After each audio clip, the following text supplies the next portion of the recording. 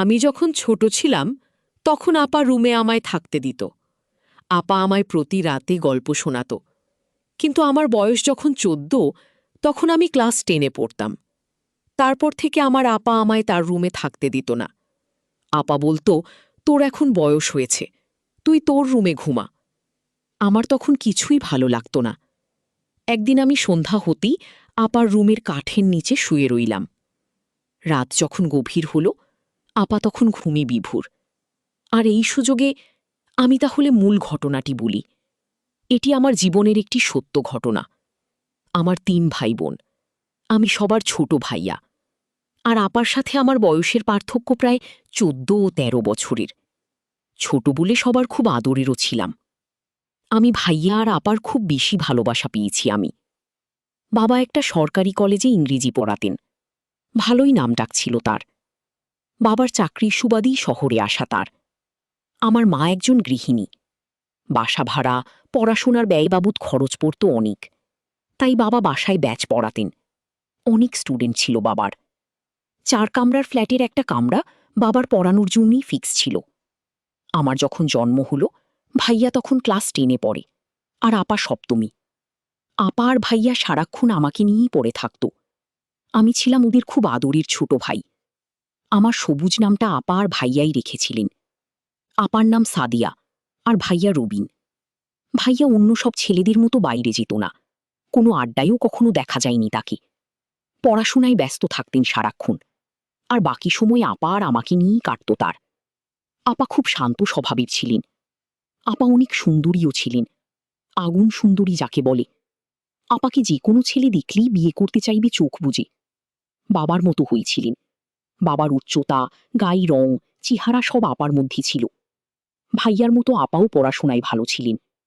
আমার আম্মা খুব সাধারণ একজন মানুষ, নিরে ভালো মানুষও বটে। তার সন্তান আর সংসার নিয়েই তিনি পড়ে থাকতেন। আমি আর ভাইয়া বাবার হাইট ছাড়া বাকি সব দিক আমাকে নকল করে এসেছিলেন। আম্মার গায়ের রং কিছুটা চাপা ছিল, আমাদেরও তাই।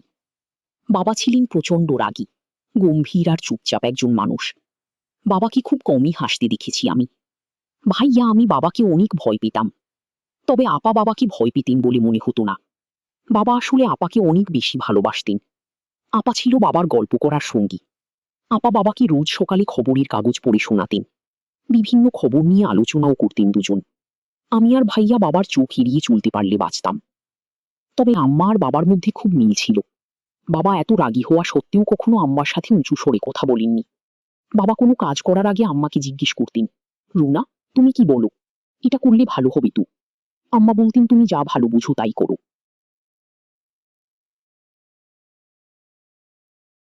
আহা, তোমার কি মতো? আর আপা যখন একটু বড় হলেন, আম্মা বাবা দুজনেই আপার সাথে পরামর্শ করতেন। আপা খুব বুদ্ধিমতী ছিলেন ছোট থেকেই। আমার বয়স যখন ৮ বছর পেরোলে, আম্মা অসুস্থ হয়ে পড়লেন। পরপর ২ বার অপারেশন করা হয়। আমার দায়িত্ব এসে পড়ে আপার উপর। সে বছর আপার আর স্কুলে যাওয়া হয়নি। ১ বছর গ্যাপ হয়ে যায় আপার। মা অপারেশনের রোগী, তার উপর আরো নানা জটিলতায় বেড রেস্টে যেতে হলো তাকে। আপা তখন এক হাতে সব সামলাতেন। দাদা বাড়ির দিকে কেউ ছিল না। দাদা দাদি বেঁচে নেই, আর বাবা একমাত্র সন্তান ছিলেন তাদের। আর নানু নিজেই অনেক অসুস্থ। অগত্যা আপাই আমার দেখাশোনা, মাই দেখাশোনা করতেন। বাবা একটা কাজের মহিলা রাখলেন, রান্না বাড়া আর বাকি কাজ করার জন্য। আমার খাওয়া, ঘুম, গোসল সব আপার দায়িত্বে ছিল। মাকেও দেখতে হতো। তখন থেকেই আপার সাথে আমার গভীরতা আরো বাড়ল। রাতে আপার সাথেই আমি ঘুমাতাম। আপা আমাকে বিভিন্ন গল্প শোনাতো, আর আমি গল্প শুনতে শুনতে ঘুমিয়ে যেতাম। আপার হাতে ছাড়া ভাত খেতাম না। সারাক্ষণ আপার সাথেই থাকতাম। আপা আমার বিন্দুমাত্র অযত্ন করেনি। মায়ের পুরোপুরি সুস্থ হতে ১.৫ বছর লেগেছিল। আমি ততদিনে আপার ভক্ত হয়ে গেছি। আপাকে ছাড়া ঘুম, খাওয়া দাওয়া, গোসল কিছুই হতো না আমার। মা সুস্থ হওয়ার পরও আমি আর মায়ের সাথে ঘুমাতে যাইনি। আপা স্কুলে চলে গেলে বারান্দায় দাঁড়িয়ে থাকতাম, কখন আপা আসবে সে অপেক্ষায়। মা আমাকে গোসলের জন্য নিতে পারতেন না। মায়ের হাতে খেতামও না। মাঝে মাঝে ভাইয়া বুঝিয়ে খাওয়াতেন। মায়ের অসুস্থতা মায়ের সাথে আমার দূরত্ব বাড়িয়ে দিয়েছিল অনেকটা। আপাও আমাকে ছাড়া বেশিক্ষণ থাকতে পারতেন না। স্কুল ছাড়া কোথাও যেতেনও না। আমাকে ছাড়া আপা কোনোদিন খেত না। আমি না ঘুমালে আপাও ঘুমাতো না। আমার মাথার চুলগুলো ছোটবেলা থেকেই সুন্দর ছিল। আপা খুব যত্ন করতেন আমার চুলের। আমাকে খাওয়ানো শেষ করে তবে আপা খেতেন। আপা তার হাত খরচ আর টিফিনের টাকা জমিয়ে রাখতেন। সে টাকা দিয়ে আমার জন্য জিনিসপত্র কিনতেন। আপা নিজে সাজতেন না কখনো, কিন্তু আমাকে সাজা দিন। আমি খুব চঞ্চল ছিলাম, সারাক্ষণ ছুটাছুটি করতাম, জিনিসপত্র নষ্ট করতাম। আপার জন্য আমাকে কেউ কিছু বলতেও পারত না। আপা পাশে না থাকলে ঘুমাতাম না বলি আপা আমাকে ঘুম পাড়িয়ে রাত জেগে পড়তেন। আপা আমাকে রোজ একটা করে গল্প বলতেন, বলতেই হতো, তা না হলে জিদ ধরতাম ঘুমাবো না। আপার কাছে রোজ আবদার করতাম যতীন্দ্রমোহন বাগচির কাজলাদেরই কবিতা শোনানোর জন্য। কেন জানি খুব ভালো লাগতো, আবার কষ্ট হতো। বাবাকে ভয়টা খুব বেশিই পেতাম। বাবা যখন ছাত্রদের পড়াতেন তখন দরজার পাশে গিয়ে দাঁড়িয়ে থাকতাম। কখনো বাবার সাথে চোখাচোখি হয়ে গেলে দিতাম ভু করে দৌড়ে। পড়াশোনার হাতে খড়ি আপার হাতে। একটু যখন বড়ি হলাম, স্কুলে ভর্তি হলাম, বাবা মাঝে মাঝে বলতেন তার কাছে বই খাতা নিয়ে যেতে। বাবা তার কাছে যেতে বললেই পেটে ব্যথার অজুহাতে শুয়ে থাকতাম। সেটাতে অনেক সময় কাজ হতে না। বাবা যখন পড়া ধরতেন আমার জানা পড়াগুলো ভুলে যেতাম, আর ভ্যাও ভ্যাও করে কেঁদে দিতাম। আপা ছুটে এসে বাবাকে বলতেন তুমি আবারও কেঁদে কিছু। বাবা বলতেন আমি তো কিছুই বলিনি, ও এমনিতেই কাঁদছে। পাপা আমাকে সেখান থেকে উঠিয়ে নিয়ে যেতেন আর বাবাকে বলতেন থাক তোমার আর ওকে বিকি ছড়িয়ে কাজ নেই। যেদিন উক্ত ঘটনা ঘটতো সেদিন রাতে আর ডাইনিং টেবিলে খেতে যেতাম না, ঘুমে ভাঙ করে শুয়ে থাকতাম। আপা তখন রুমে এসে আমাকে শুনিয়ে শুনিয়ে বলতেন আজকে ডাইনি বুড়ির নতুন একটা গল্প বলবো ভেবেছিলাম, কি আর করা, সবুজ তো ঘুমিয়ে গেছি। আমি তৎক্ষণাৎ উঠে বসে বলতাম আপা বল গল্পটা। আমি ঘুমাইনি। আমার কাণ্ড দেখে আবা হেসে গড়াগড়ি খেতেন। বাবা বা আম্মা কেউই কখনো আপার কথার বাইরে যায়নি। বাবা দেখতাম সব সিদ্ধান্ত নেওয়ার আগে আপার সাথে আলোচনা করতেন, আম্মাও তাই। আমি মোটেও আপা আর ভাইয়ার মতো হইনি। পড়াশোনার কাজ দিয়েও যেতাম না, সারাক্ষণ দুষ্টুমিতে ব্যস্ত ছিলাম। আপা টুকটাক পড়াতেন, একটু পরেই উঠে যেতাম। বই ছেড়ে কুটি কুটি করা ছিল আমার একটা অভ্যাস। পড়ার জিনিসই রুচি ছেড়েছি আমি। ভাইয়া ততদিনে মেডিকেলে চান্স পেয়ে চলে গেছেন অন্য শহরে। আপা বাবার কলেজেই পড়তেন। আমাদের বাসা থেকে খুব একটা দূরে ছিল না কলেজ। আমি বিকেলে বন্ধুদের সাথে গল্প করে বাড়িতে এসে দেখলাম আপা, আম্মা বাবা সবাই চুপচাপ। বাবা প্রচন্ড রেগে আছেন বোঝাই যাচ্ছে। আম্মা বারবার আঁচড়ে চোখ মুছছেন। আপাকে আস্তে করে জিজ্ঞেস করলাম কি হয়েছে আপা, আম্মা কাঁদছেন কেন? আপা বললেন, তুই হাত মুখ ধুয়ে পড়তে বস। বড়দের কথার মধ্যে থাকতে হয় না বলেছি না, যা তুই। আপা আসছি। আপার কথা মতো রুমে চলে আসি, তবে একটু পরপর উকি দিচ্ছিলাম কি হয়েছে জানার জন্য। বুঝলাম না কিছুই, শুধু বাবাকে বলতে শুনলাম এ বাসায় ওর নাম আর তুলবে না, ওর সাথে কেউ যোগাযোগ রাখবে না, ও যেন এদিকের পথও না মারায়। বাবা কার কথা বলেছেন বুঝতে পারিনি, তবে এরপর থেকে দেখতাম ভাইয়া আর আসতেন না। আম্মা আর আপা বাবাকে লুকিয়ে ভাইয়ার সাথে কথা বলতেন, আমাকে নিষেধ করতেন ভাইয়ার সাথে কথা হয়েছে সেটা বাবাকে না বলার জন্য। আপার কথা আমি অক্ষরে অক্ষরে পালন করতাম। আমি ধীরে ধীরে বড় হতে লাগলাম। এখন আমি ক্লাস 9-এ পড়ি। আমি আপাকে বলতাম, আপা তুমি আজ আমাকে গোসল করিয়ে দাও।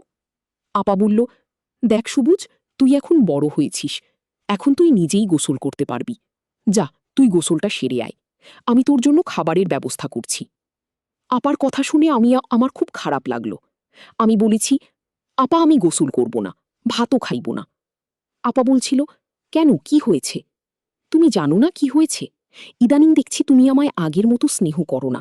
গোসল করিয়ে তারপর আমাকে নিয়ে ভাত খেতে বসতা, আর এখন কিছুই করো না। আমাকে তুমি দিন দিন দূরে ঠেলে দিচ্ছ কেন আপা? আমার যে তোমায় ছাড়া কিছুই ভালো লাগে না। আপা বলল, তুই বড় হয়েছিস, এখন তুই নিজে নিজে সব শিখে নে। 2 দিন পর তো আমি সুরি চলে গেলে তখন তোর গোসল খাওয়া দাওয়া তো করতে হবে। আমি আপুর কথা শুনে আপাকে বললাম, আমি তোমাকে কোনোদিন সুরি যেতে দিব না। আমাকে ছেড়ে চলে গেলে আমি কিন্তু মরে যাব বলে দিলাম। আমি এসব বলতে বলতে কান্না করতে লাগলাম। আপা বলল, ঠিক আছে, কান্না করিস না, চল তোকে গোসল করিয়ে দিই। আপা যখন আমায় গোসল করিয়ে দিচ্ছিল তখন আমার কেমন জানি লাগছিল। আমার শরীরটা ঘামতে শুরু করল। আপা জিজ্ঞেস করল, কিরে, তোরে গোসল করালাম, তারপরও তুই এভাবে ঘামতেছিস কেন? আমি আমার ভাইয়ের কথা শুনে অবাক হলাম। সবুজ এসব কি বলছে? সবুজ তো কোনোদিন এই কথা আমাকে বলেনি, আজ কেন বলল? আমি বুঝতে পারছিলাম ভাইয়ের মনে মনে কি চলছিল।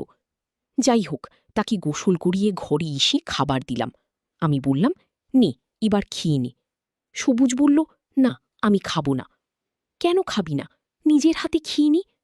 আমি বললাম, আপা তুমি তোমার হাত দিয়ে ভাত খাইয়ে দাও, তোমার হাতে ছাড়া ভাতও না খেলে আমার পেট ভরে না আপা।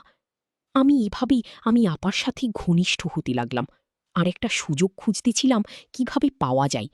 আমার কিছু করার ছিল, ছোট ভাইয়ের বায়না আমি কিছুতেই ফেলতে পারলাম না। তাকে নিজ হাতে ভাতও খাইয়ে দিলাম। রাতে পড়া শেষ করি আপার রুমে গিয়ে শুয়ে পড়লাম। সবুজ, তুই এখন থেকে তোর নিজের ঘরে ঘুমাবি।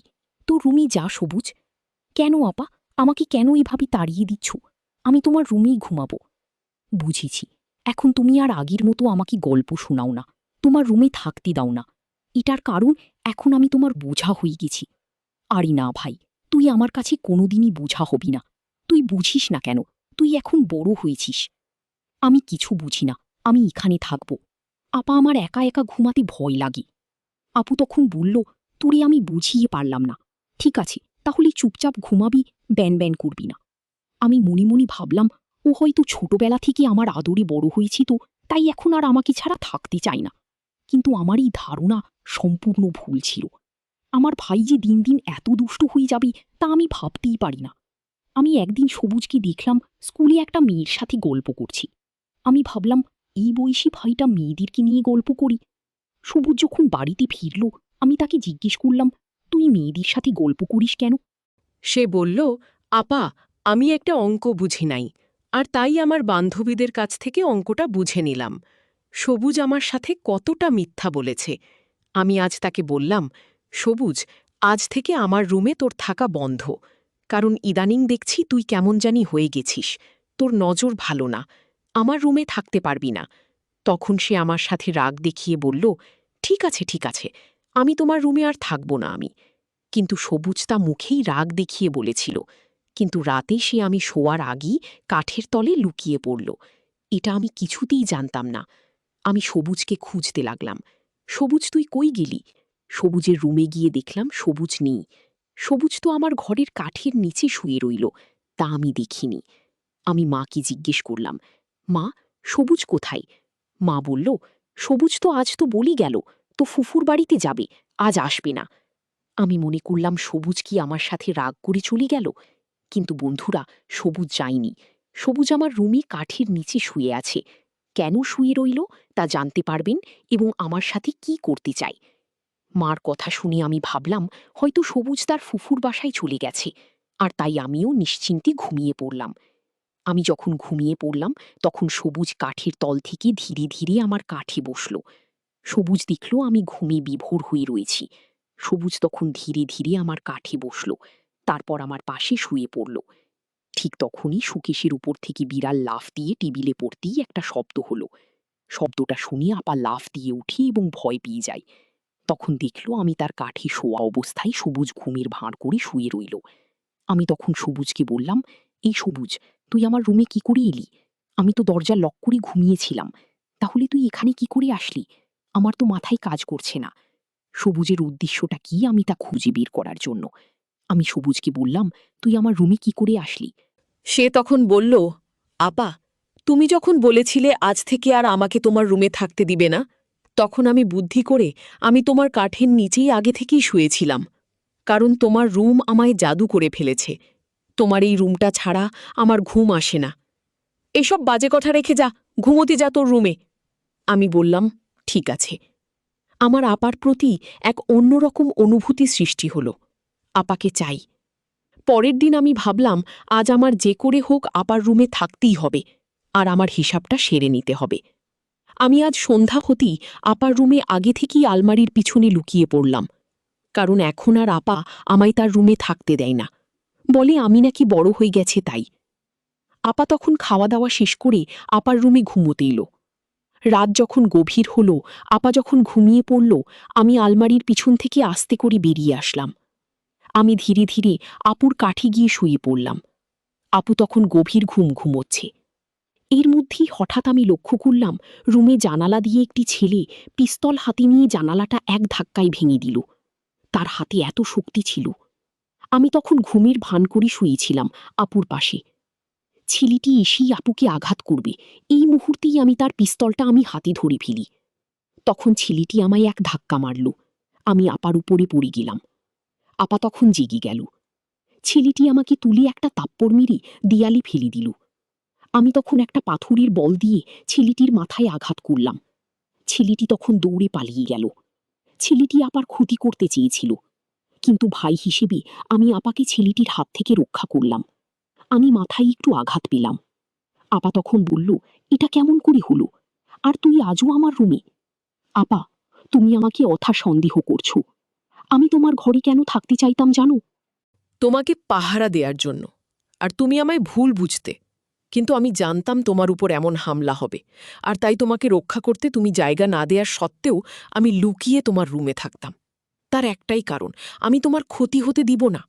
তোমার যদি আজ কিছু একটা হয়ে যেত তাহলে আমিও মরে যেতাম, কারণ মায়ের আদর দিয়ে তুমি আমায় বড় করে তুলেছি। আমি তোমাকে ছাড়া কেমন করে থাকি?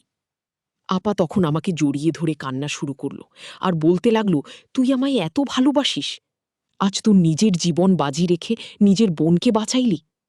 আমি হাউমাউ করে কান্না করে বললাম, আপা, আমি তোকে কিছুতেই হারাতে দিব না।